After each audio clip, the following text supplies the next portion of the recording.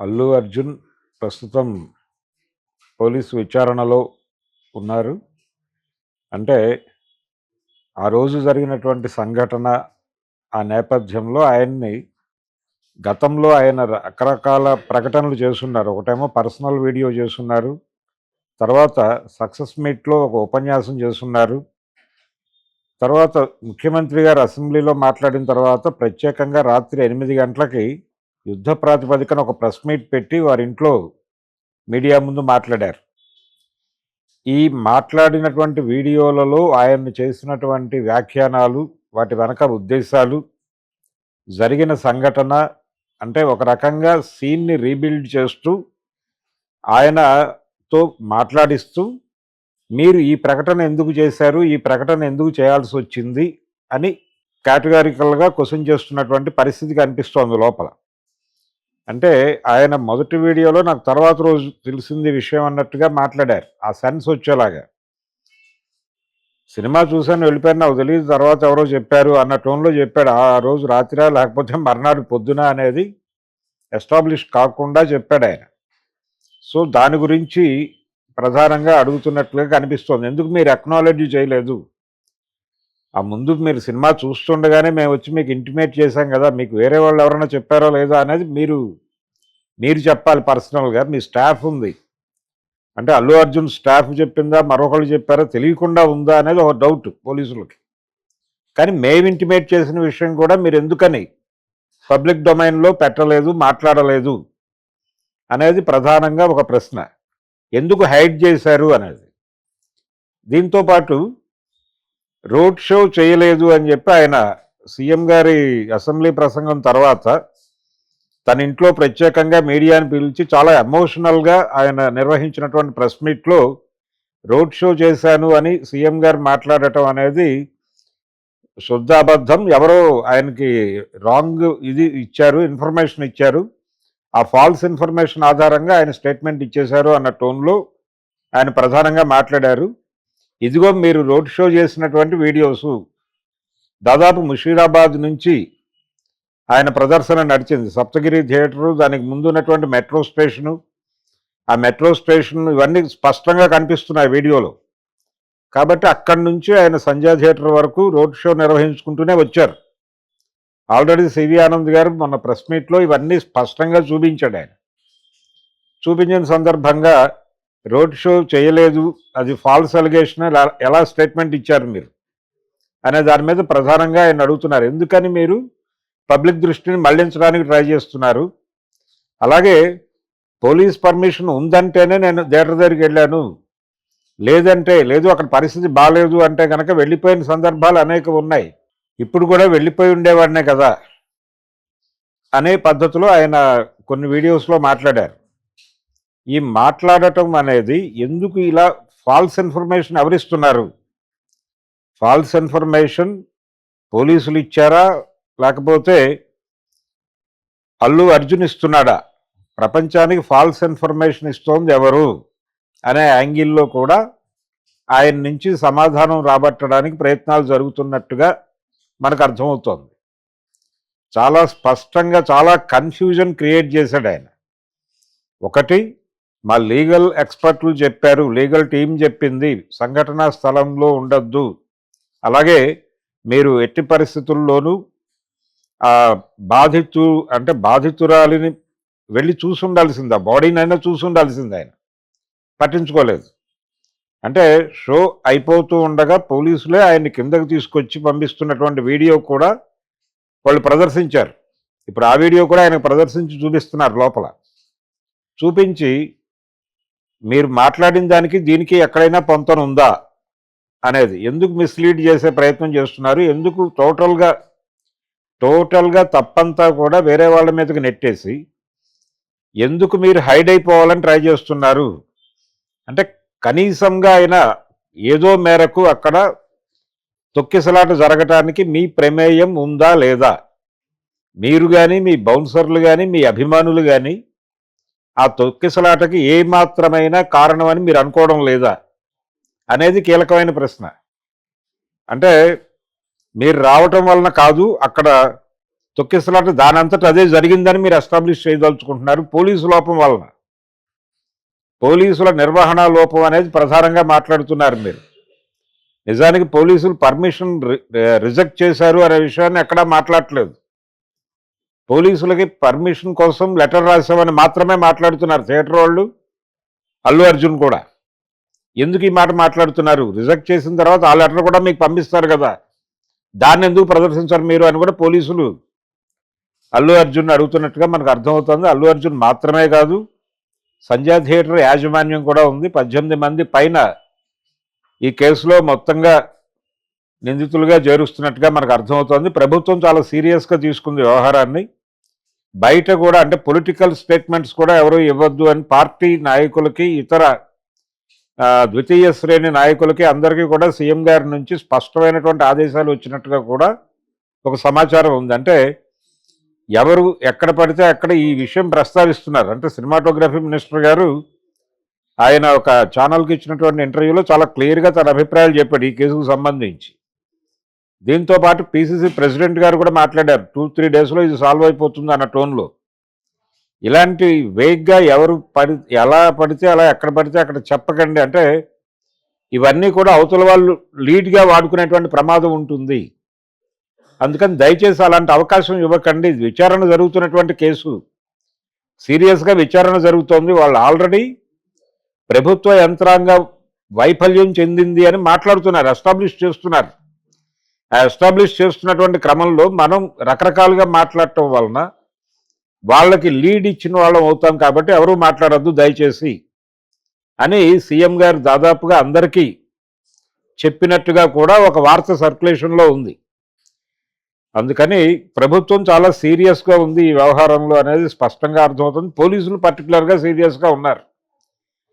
Station house officer ఆయన వెళ్ళి థియేటర్లో ఉన్నటువంటి అల్లు అర్జున్ని కలవటానికి ప్రయత్నం చేస్తే ఆయన బౌన్సర్లు, ఆయన వ్యక్తిగత సిబ్బంది ఆయన్ని పూర్తిగా బయటకు పంపించేసినటువంటి సందర్భం. అంటే నీ స్థాయి ఏమిటి అన్న టోన్లో మాట్లాడినట్టుగా కూడా ఒక సమాచారం ఉంది. దీని గురించి కూడా అంటే మీ వ్యక్తిగత సిబ్బంది ఇలా మాట్లాడతారా అంటే అసలు వాళ్ళు ఏమనుకుంటున్నారు, ప్రభుత్వ యంత్రాంగం గురించి వాళ్ళు ఏమనుకుంటున్నారు, మీరేమనుకుంటున్నారు, మీరు ఎలా ఫీడ్ చేశారు వాళ్ళకి అనే పద్ధతిలో. వీళ్ళని మాత్రమే కాదు, బౌన్సర్ల వ్యవస్థ గందరగోళంగా ఉంది. వాళ్ళ వలన కూడా కొంత ప్రెజర్ క్రియేట్ అయింది అక్కడ. ఆ ప్రెజర్ క్రియేట్ అవటం వెనకాల బౌన్సర్ల గొడవ ఉంది ఖచ్చితంగా. బౌన్సర్ల ఏజెన్సీలకు కూడా వార్నింగ్ ఇచ్చాడు ఆయన, సివి ఆనంద్ గారు. ఎక్కడైనా ప్రజల మీద గనక మీరు జులుం చలాయించినట్టుగా తెలిస్తే మీరు సెలబ్రిటీలని రక్షించండి, వాళ్ళని తీసుకెళ్ళి ఎటువంటి ఇబ్బంది లేకుండా వాళ్ళ వాహనాల్లో ఎక్కించడం వరకు మీ బాధ్యత నిర్వహించండి, అది నో ప్రాబ్లం. కానీ ఈ ప్రయత్నంలో మీరు ఎక్కడైనా సరే పబ్లిక్కి ఇబ్బంది కలిగించినా, పబ్లిక్ని గాయపరిచినా ఊరుకునే ప్రసక్తి లేదు అని చెప్పి ఆయన వార్నింగ్ ఇవ్వడంతో పాటు ఈ బౌన్సర్లను కేటాయించేటువంటి ఏజెన్సీలకు కూడా వార్నింగ్ ఇచ్చాడు. ఇప్పుడు ఈయనతో కూడా అదే మాట్లాడుతున్నారు, అల్లు అర్జున్తో కూడా స్టేషన్లో. అంటే మీరు ఇస్తున్నటువంటి ఫీడ్బ్యాక్ ఏమిటి, మీరు ఎలా వాళ్ళకి అవగాహన కల్పిస్తున్నారు అంటే ఒక స్టేషన్ హౌస్ ఆఫీసర్ వచ్చి మిమ్మల్ని కలవాలి అంటే నీ స్థాయి ఏమిటి అన్న టోన్లో వాళ్ళు బిహేవ్ చేస్తే మరి ప్రభుత్వం పట్ల, ప్రభుత్వ యంత్రాంగాల పట్ల మీకు ఉన్నటువంటి గౌరవం ఏమిటి అనేది, దీని ద్వారా మీరు ఏమి ఇండికేషన్ ఇవ్వదలుచుకున్నారు సమాజానికి అనేది కూడా క్వశ్చన్ చేస్తున్నారు అక్కడ.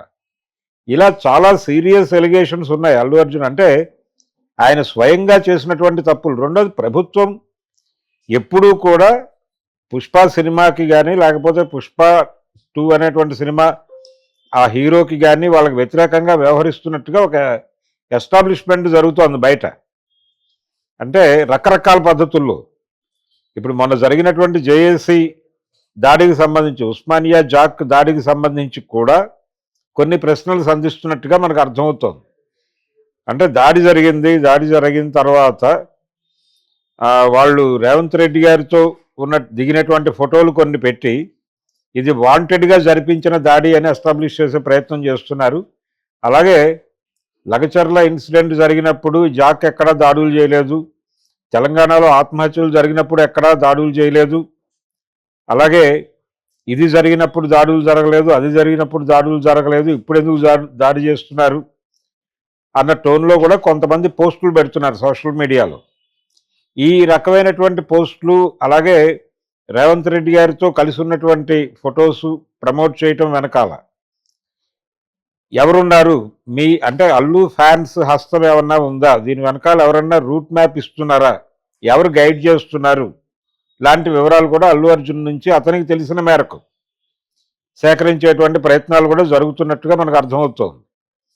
ఇలా టోటల్గా పుష్ప 2 వివాదం ఆ రోజు ప్రీమియర్ షో సంధ్యా థియేటర్లో ప్రీమియర్ షో పడుతున్నటువంటి సందర్భంగా అక్కడ ప్రజలు కూడిన తర్వాత జరిగినటువంటి సంఘటన, తొక్కిసలాటలో సంభవించినటువంటి ప్రమాదం అని చెప్తున్నారు, కానీ ఇది నిజంగా మానవ కల్పిత ప్రమాదము. పర్టికులర్గా అల్లు అర్జున్ అనేటువంటి ఒక హీరో, ఆయన బౌన్సర్లు, ఆయన అభిమానులు కలిసి క్రియేట్ చేసినటువంటి ఒక గందరగోళ వాతావరణం. ఆ వాతావరణాన్ని ఏమాత్రము ప్రిడిక్ట్ చేయనటువంటి ఆయన టీము, అలాగే ఆ చిత్ర యూనిట్, థియేటర్ యాజమాన్యం, వీళ్ళందరి పాత్ర ఉంది ఖచ్చితంగా దీనిలో. ప్రభుత్వం వైపు నుంచి ఎక్కడా కూడా వాళ్ళు వ్యతిరేకంగా వ్యవహరించలేదు. చాలా స్పష్టంగా టిక్కెట్ల రేట్లు పెంచుకోవడానికి అనుమతులు ఇచ్చారు, ప్రీమియర్ షోస్ వేసుకోవడానికి అనుమతులు ఇచ్చారు, ఫ్యాన్ షోస్ వేసుకోవడానికి అనుమతులు ఇచ్చారు. టికెట్ల రేట్లు మీ ఇష్టం వచ్చిన రేటు పెట్టుకుని అమ్ముకోమని కూడా పర్మిషన్ ఇచ్చారు. 1200 నుంచి మొదలు పెడితే 3000 వరకు టికెట్ల అమ్మకాలు జరిగినాయి. అలాగే మల్టీప్లెక్స్లో 700, సింగిల్ స్క్రీన్లో 350 లెక్కన 10 రోజుల పైన అమ్ముకోవడానికి అవకాశం కల్పించారు. ఇంత సహకరించినటువంటి ప్రభుత్వాన్ని ఇరకాటంలో పెట్టేలాగా మీరు ఎందుకు మాట్లాడారు? పోలీస్ డిపార్ట్మెంట్ని ఎందుకు టార్గెట్ చేశారు? ఎందుకు ప్రపంచానికి రాంగ్ లీడ్స్ ఇచ్చే ప్రయత్నం చేశారు? పోలీసులు మిమ్మల్ని సేఫ్గా ఇంటికి పంపించారు ఆ రోజు, దాన్ని ఎందుకు మీరు ప్రపంచానికి చెప్పలేదు? ఇలా అనేక సందేహాలకు ఆయన నుంచి సమాధానాలు తీసుకుంటున్నారు. అవి పబ్లిక్ డొమైన్లోకి వచ్చేస్తాయి. వచ్చిన తర్వాత ఇప్పటి వరకు అల్లు అర్జున్ మాట్లాడినటువంటి ఆ వీడియోస్ అన్నీ ప్రదర్శిస్తూ, ఇది మీరు మాట్లాడిన మాట, ఇది వాస్తవము, దీనికి మీరే సమాధానం చెప్తారు అని ప్రతి వీడియోలోనూ ఆయన కాంట్రాడిక్ట్ చేసినటువంటి ప్రతి అంశాన్ని ఆయన ముందు ప్రస్తావించి విత్ విజువల్ ఎవిడెన్స్ ఆయన ముందు ప్రకటించి ఆ తర్వాత ఆయన అభిప్రాయాన్ని అడుగుతున్నారు.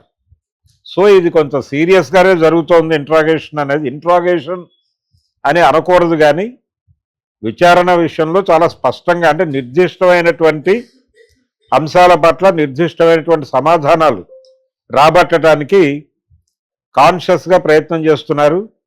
డెఫినెట్గా అల్లు అర్జున్ ఎంత మేరకు తన్ని తాను డిఫైన్ చేసుకోగలడు అంటే, ఆయన ప్రధానంగా మనకు అనిపిస్తోంది, ఆయన మొదటి రోజు వీడియో రిలీజ్ చేసిన క్షణం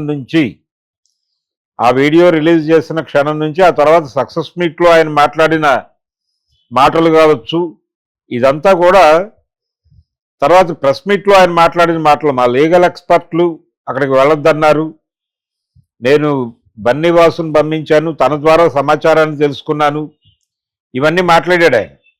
బన్నీవాస్ గారు అక్కడికి వెళ్ళటం అనేది వాస్తవమే, ఆయన అడ్మిట్ చేశాడు.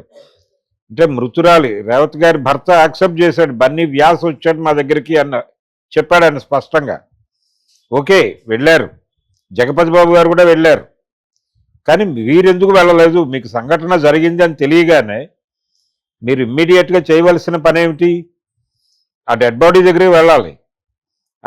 దగ్గరికి వెళ్ళాలి. ఆ పడిపోయినటువంటి పిల్లవాడి పరిస్థితి ఏంటనేది మీకు ఒక ఆతృత ఉండాలి కదా, ఏం జరిగింది అని తెలుసుకోవటానికి. రెండోది, హాస్పిటల్కి వస్తే ఇక్కడ క్రౌడ్ వచ్చేస్తుంది, రష్ వచ్చేస్తుంది, అందుకని మీరు రావద్దు అని బన్నీవాస్ తనకు చెప్పినట్టుగా అల్లు అర్జున్ గారు చెప్పారు ఒక వీడియోలో.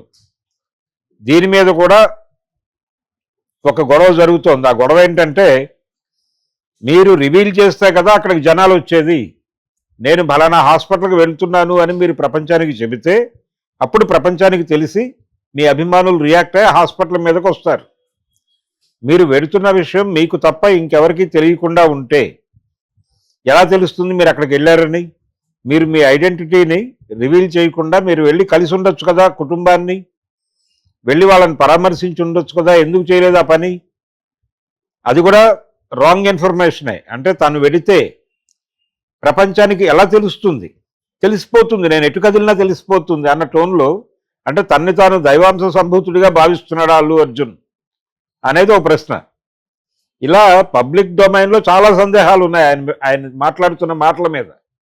ఈ సందేహాల్లో మెజారిటీ సందేహాలు ఇప్పుడు ఆయన నుంచి నివృత్తి చేసేటువంటి ప్రయత్నం చేస్తున్నారు. దీని నుంచి కేసు ఎస్టాబ్లిష్మెంట్ జరుగుతుంది. అలాగే ఈయన మధ్యంతర బెయిల్లో ఉన్నారు ప్రస్తుతం. ఈ మధ్యంతర బెయిల్ నిజానికి రెగ్యులర్ బెయిల్ కోసం కోర్టుకి వెళ్ళారా, ప్రయత్నాలు జరుగుతున్నాయా అనే దానికి సమాచారం లేదు. కానీ ఈ మధ్యంతర బెయిల్ని రద్దు చేయించడానికి పోలీస్ వైపున పనిచేస్తున్నటువంటి న్యాయవాదులు, ప్రాసిక్యూషన్ న్యాయవాదులు కాన్షియస్గా హైకోర్టును ఆశ్రయించినట్టుగా అయితే ఒక సమాచారం ఉంది. సుప్రీంకోర్టు కూడా వెళ్ళాలని వాళ్ళు భావిస్తున్నట్టుగా కూడా ఒక సమాచారం ఉంది. సో ఒకవేళ అదే గనక జరిగితే కాన్షియస్గా ఈ బెయిల్ రద్దై ఆయన లోపలికి వెళ్లాల్సిన పరిస్థితి వస్తుందా అనేటువంటి సందేహం కూడా ఉంది. నిజానికి ఈ విచారణ ఒక రకంగా దానికి లీడ్ ఇస్తుందా అంటే, ఈ విచారణలో ఆయన నుంచి రాబట్టినటువంటి సమాధానాలతో వీళ్ళు కాన్షియస్గా ఛార్జ్ షీట్ లాంటిది ఫ్రేమ్ చేసే ఛాన్సెస్ ఉన్నాయి. లేదు, ఈ స్టేట్మెంట్ ఇన్ టోటల్ కోర్టుకి ఇచ్చేటువంటి అవకాశం ఉంది. కోర్టు మధ్యంతర బెయిల్ ఇవ్వటానికి ప్రాతిపదికగా కనిపించినటువంటి అంశాలన్నీ కూడా ఇప్పుడు అల్లు అర్జున్ ఇస్తున్నటువంటి సమాధానాలతో ఆ అభిప్రాయం కోర్టు మార్చుకునే అవకాశం కూడా ఉంది. ఈ స్టేట్మెంటు న్యాయమూర్తి గారికి అందజేస్తే వారు దీన్ని పరిశీలిస్తే ఏ కన్సిడరేషన్తో అయితే అల్లు అర్జున్కి మధ్యంతర బెయిల్ గ్రాంట్ చేశారో ఆ కన్సిడరేషన్ని వెనక్కి తీసుకోవాలి అని అనిపించే అవకాశం ఉంది. అది కనుక జరిగితే స్ట్రైట్ అవే, అంటే వీళ్ళు హైకోర్టు సుప్రీంకోర్టులకి అప్రోచ్ కావడానికి ముందే ఈ బెయిల్ రద్దే ఆయన లోపలికి వెళ్ళేటువంటి ఛాన్సెస్ కూడా ఉన్నాయి. అందుకని ఈ ఇన్సిడెంట్లో ప్రధానంగా ఇది ఒక రకంగా గుణపాఠం లాంటిది. సెలబ్రిటీస్కి కానీ ఎవరికైనా సరే పబ్లిక్లోకి వెళ్ళేటప్పుడు రెస్పాన్సిబుల్గా ఉండండి, బాధ్యతాయుతంగా ఉండండి. మీ ప్రెజెన్స్ అక్కడ అనవసరమైనటువంటి డిస్టర్బెన్స్ క్రియేట్ చేయకూడదు. క్రియేట్ చేయకుండా చూసుకోవాల్సిన బాధ్యత మీదే. అక్కడ ప్లేస్ ఎంత ఉంది, మీరు వెళ్ళినప్పుడు మీతో పాటు తీసుకెళ్తున్నటువంటిది ఎవరు? అలాగే ఇక్కడ ఇంకొక కీలకమైన ప్రశ్న అల్లు అర్జున్ అడగబోతున్నారు. అదేమిటంటే, మీరు సంధ్యా థియేటర్కి వెడుతున్న విషయాన్ని మీ పిఆర్ టీము మీ అభిమానులకి మెసేజ్ల రూపంలో పంపిందా లేదా? పంపింది అనేది గనక ఒక ఎస్టాబ్లిష్మెంట్ వస్తే ఇది వాంటెడ్గా డిజైన్ చేసినటువంటి కార్యక్రమం కింద ఎస్టాబ్లిష్ అవుతుంది. ఈ ఎస్టాబ్లిష్మెంట్ గనక కోర్టుకి చేరితే ఖచ్చితంగా అల్లు అర్జున్ పట్ల మధ్యంతర బెయిల్ ఇచ్చినప్పుడు చూపించినటువంటి కన్సిడరేషన్ నుంచి కోర్టు వెనకడుగు వేసే ఛాన్సెస్ ఉన్నాయి. కాబట్టి ఈ విచారణ ఏదో సాధారణంగా జరుగుతున్నటువంటి వ్యవహారం కాదు, సీరియస్గానే జరుగుతున్నటువంటి విచారణగా మనకు కనిపిస్తోంది స్పష్టంగా. ఇది ఎటువైపైనా లీడ్ చేయవచ్చు. అల్లు అర్జున్ కూడా అంటే తగ్గేదేలే అనే పద్ధతిలో వ్యవహరిస్తున్నాడు ఆయన. పోలీసులు కూడా తగ్గేదేలే అనే పద్ధతిలోనే వ్యవహరిస్తున్నారు. వీళ్ళిద్దరి మధ్య ఎలా అనుసంధానం కుదురుతుంది, ఈయన ఎలాంటి సమాధానాలు చెప్తున్నాడు? ప్రశ్నలు అయితే చాలా సీరియస్ ప్రశ్నలు ఉన్నాయి. చాలా కాన్షియస్గా కాన్సన్ట్రేట్ చేసి చాలా క్వశ్చన్స్ ఫ్రేమ్ చేసి ఉన్నారు.